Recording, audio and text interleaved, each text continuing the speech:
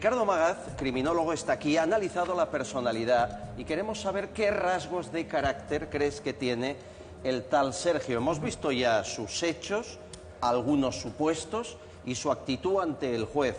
Podemos tener un primer perfil, permíteme, ven conmigo. Vamos a ver y le pido a José Carlos Fuertes, nuestro psiquiatra, que esté en Zaragoza y que añada, por favor, que es el experto real de estos casos. Rasgos principales de Sergio Morate, quizá un psicópata.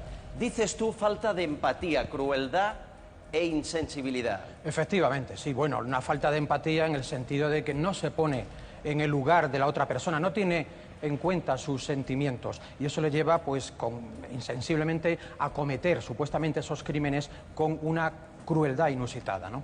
Doctor, ¿sería, señor Fuertes, un rasgo de psicopatía o no? Evidentemente es un rasgo de psicopatía, pero yo quiero hacer una advertencia. La conducta no es la personalidad. La conducta es lo que nosotros podemos observar. Estamos haciendo unas deducciones, unas inferencias, digamos, estamos deduciendo cosas que son un tanto aventuradas. Por tanto, la prudencia es lo que nos debe guiar. Sí, la empatía, la falta de empatía es un síntoma característico de lo que es un psicópata. Entiendo. Otro rasgo característico del supuesto asesino. Cosificador, sí. Cosificador. Efectivamente, no ven a las personas como persona humana, ven una cosa, ven un objeto para el que el fin justifica los medios, ¿verdad? Ese es el rasgo, uno de los rasgos de la psicopatología, de tal forma que no significa que sea exactamente un psicópata, pero sí, como dice el doctor Fuertes, que hay unos rasgos diferenciadores que hay que tener en cuenta. Doctor, ¿diría usted que actuó algún factor más de medicación, de alcohol, de drogas, o no es necesario con un perfil como el que estamos observando? Es que con el perfil que tenemos, que todavía es difuso, que todavía habría que cerrar muchos matices, porque, insisto, no lo hemos visto directamente, estamos hablando de referencias, a mí no me extrañaría que hubiera habido algún consumo de sustancias, algo que le hubiera dado ese punto de impulsividad o de, en fin, de furia para realizar tan terrible tragedia, ¿no? Dice que no con la cabeza. ¿Por qué? A ver, porque eso no fue un acto impulsivo. O sea, entiendo que fue más un acto premeditado. O sea, la hizo venir a casa. No es que discutieran en la calle, no es que sacara una navaja, no es que... Y la cal, y había comprado la cal. Ahí no hay una impulsividad. Que de hecho el psicópata sí es muy impulsivo.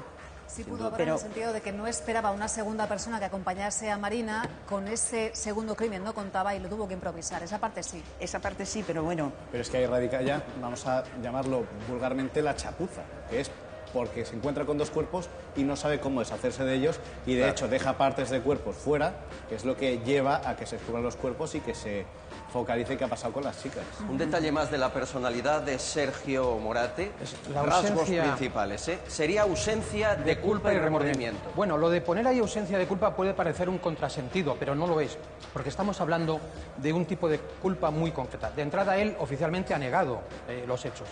Luego, como se ha dicho a lo largo del programa, cuando él dice, la he cagado, sí, claro, no significa yo tengo la culpa, soy culpable. Lo que está diciendo, tengo un problema, yo, como decía la doctora... ¿Está reconociendo un problema? Su problema, no el que haya dejado víctimas. Y cuando dice, ella no tenía culpa refiriéndose a Laura, sí, no está diciendo que sea su víctima, sino que nos viene, esa expresión nos sugiere que, bueno, no había más remedio, que el fin justifica los medios y que en el fondo, pues es una cosa. En ningún momento dice, es mi víctima, la he matado, ella no tenía culpa, yo soy Doctor Fuertes, ¿cree que reconoce tener un problema mental o de impulsos?